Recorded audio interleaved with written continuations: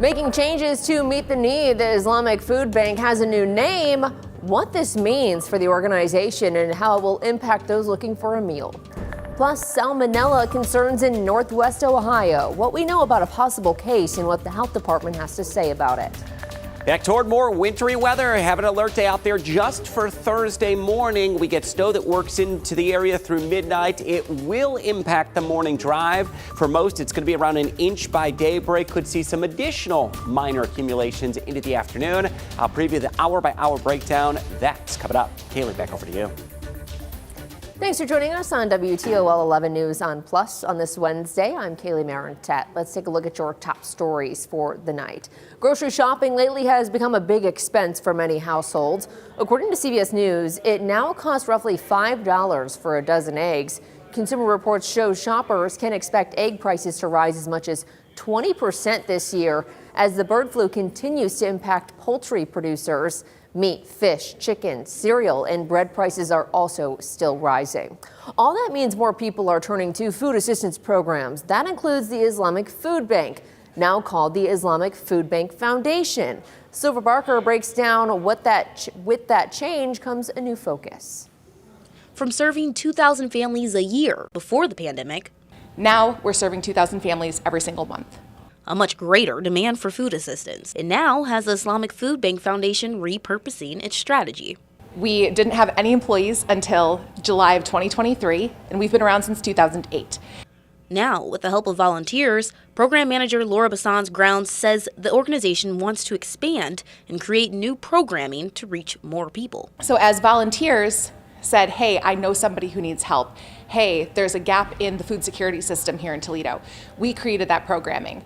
With the pandemic, our programming just bloomed. And the foundation of the Islamic Center had a number of responsibilities between scholarships and foundation and the food bank. Program Chairman Jamil Burkett says with the demand growing significantly, they're going to give the food bank better attention by making it its own entity. With prices and inflation, I think they're just the continued growth. And so we want to continue to be able to serve the community at large, no matter what institution it is, no matter what race, no matter what religion. We want to be able to serve the community at large here in our greater Toledo market. And other assistance programs are also noticing a crucial need for help with food right now within the area. Aaron Tupper with United Way of Greater Toledo says people can call or text 211 and they can assist with things such as reducing grocery bills to helping you find the right resources. There is so much need and just not enough resources to go around. So we're trying to help people in any way that we can. We're looking into concerns brought to us about the Cracker Barrel in Perrysburg. Two people who have reported having salmonella in December told the Wood County Health Department they both ate at the restaurant. However, the Wood County Health Department inspected the Cracker Barrel in December and found nothing that would have led to salmonella. A critical violation related to how frequently utensils and food contact surfaces are sanitized was found, but it was corrected. We did our interviews with the individuals who had the salmonella reported to us, looked at the variety of places that they had been. When we see something mentioned a couple times, that is a small enough threshold for us to be concerned. And so when we went out and did the follow-up inspection and were unable to find an issue there, that was the end of our follow-up with them. Cracker Barrel representatives sent a statement to WTOL 11 saying in part, quote, "We are aware of an ongoing investigation by the health department into positive salmonella cases among a few guests who dined with us several months back. We are confident our restaurant is safe for diners and appreciate the health department's partnership," end quote. The health department says there will not be any follow-up with the restaurant as of right now. A restaurant in Napoleon was set to close its doors later this month, but some changes by the owner and support from the community is giving Taco Fam another chance. Dominique O'Neill has the story. Here in Napoleon, Taco Fam has become a staple in this community. I spoke to both customers and the owner about what makes this place so special. This town, I grew up here, so this is actually where I'm comfortable. That's Elvira Guerrero, the owner of Taco Fam in Napoleon. She says Taco Fam started with humble beginnings in 2016 as a taco food truck and has expanded to a physical restaurant location.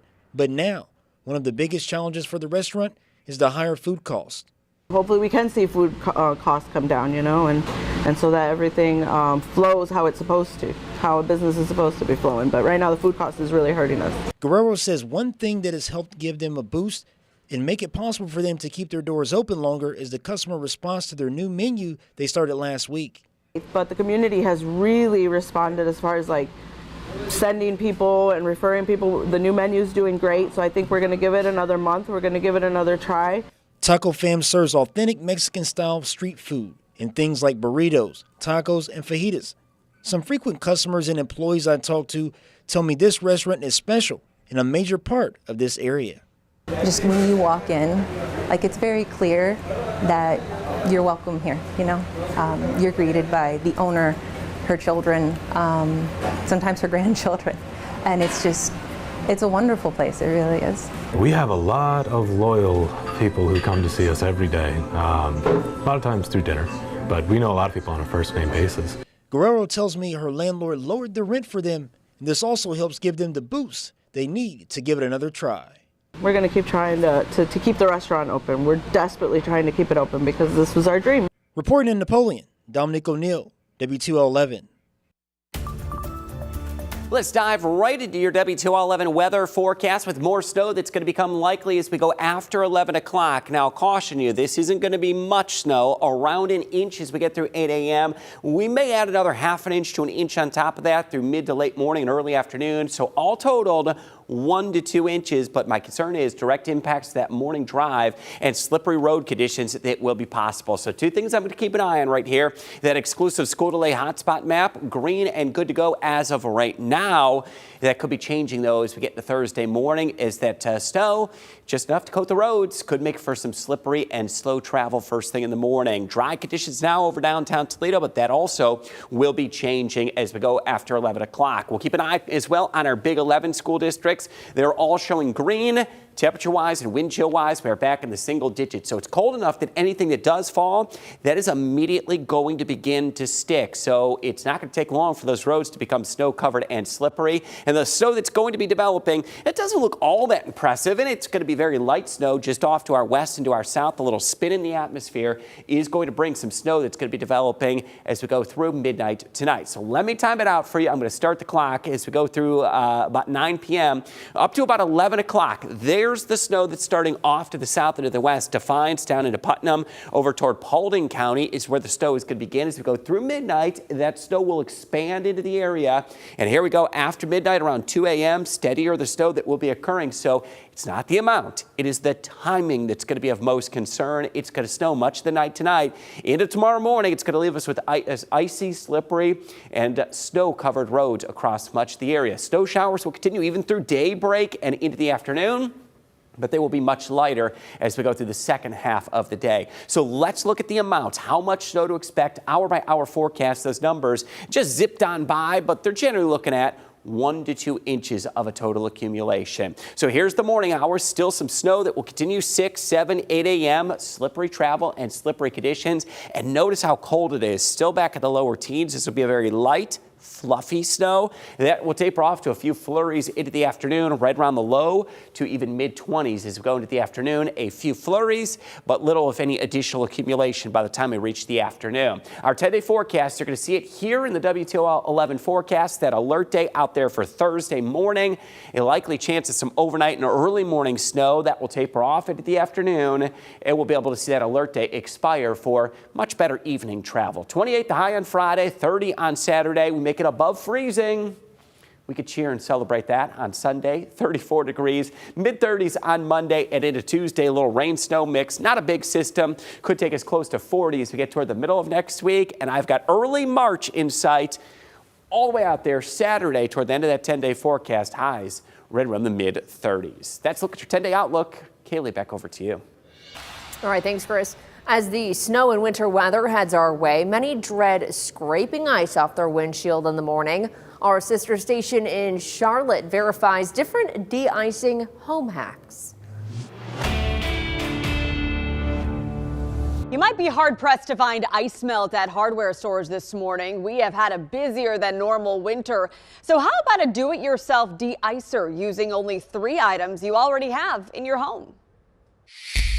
Viewer Rose shared with me an article that claims using a simple homemade de-icer of alcohol, dish soap, and water can prevent refreezing, and unlike salt, won't eat away at sidewalks or stairs. She asked me to verify if it truly works. Our sources are Dr. Kay Sandberg with the chemistry department at NC State University and the University of York's Science on the Shelves experiments. They conclude, yes, this homemade solution really works. Dish detergent molecules reduce the surface tension of the water, allowing it to spread out on a surface like a sidewalk. Alcohol has a much lower freezing point than water, preventing the water from refreezing easily. I first tested this solution in 2018 before a record-setting snowfall. It didn't stop the foot of snow from sticking to my front steps and sidewalks, so I shoveled and reapplied before the refreeze, leaving 2 steps untreated for comparison. Here's what happened. All right, so I noticed these bricks where I did not salt or use the makeshift de-icer have iced overnight as the temperatures drop below freezing. But if I slowly make my way down to the part where I did use the homemade de-icer, it is clear of ice. Imagine that. It worked. Use this for walkways only. Don't try it on your windshield. Hot water could crack it. With your Verify, I'm Megan Malaris. A major musical act is coming to the Glass Bowl Stadium for the city's newest musical event, Glass City Live. The Glass Bowl will welcome Zach Brown Band with special guests Dustin Lynch, Luke Grimes, and Gaelic Storm. The concert will be on May 24th, which is Memorial Day weekend. Officials at UT say this will be the first major concert at the stadium since 1994. I've only been in this community for 3 years, but I fallen in love. This is an elite city of the Midwest, and there's nothing that we can't accomplish here in Toledo, Ohio. I think this event will go one more step further to proving that everything that you want to do can be done here, and you don't have to pawn it off on another major metro.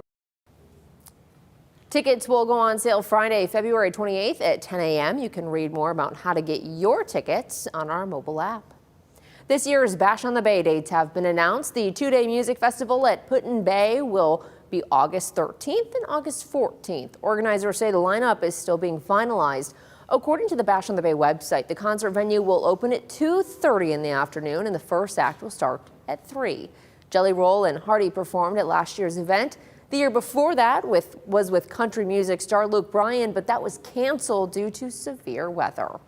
This weekend, the Battle of I-75 returns. Bowling Green and Toledo meeting on the hardwood for the second time this season. Tyler Segerman is here with us tonight. Tyler, a unique experience for fans. Absolutely, Kaylee. We saw this last month, back-to-back games in which the men and women got to play in the span of 24 hours. And from that first experience, we got to see a lot of excitement from fans here in Northwest Ohio. They seem to really enjoy having 2 rivalry games in the span of 24 hours. Now we get this again. This time the sites are reversed with the men at UT and the women at BGSU. Now, Pack the Savage has been Toledo's push for a great crowd on Friday night. Here's what the team had to say ahead of the nationally televised game.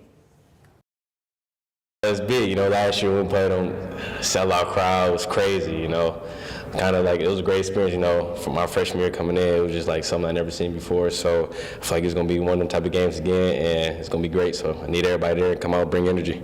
Well, it's a rivalry game. It's just, I've said all the time, that this game means more than Ball State. It means more than any other game to our community, to our fan base, to our city. And we take pride in that. The game will be televised on CBS Sports Network, 6 p.m. tip-off if you're unable to attend. But if you have a chance, I highly recommend a great atmosphere. More than 7,300 people were at this game last year. Have you been to a Battle of I-75 basketball game? Not yet. Okay, well, there you go. I've been to one UT men's game. Okay. And that's it. So I went to a lot of basketball games in college, and I covered a lot of college basketball games, but no UT and BGSU. I would imagine the atmosphere is unlike any other basketball game. It's pretty crazy. I mean, obviously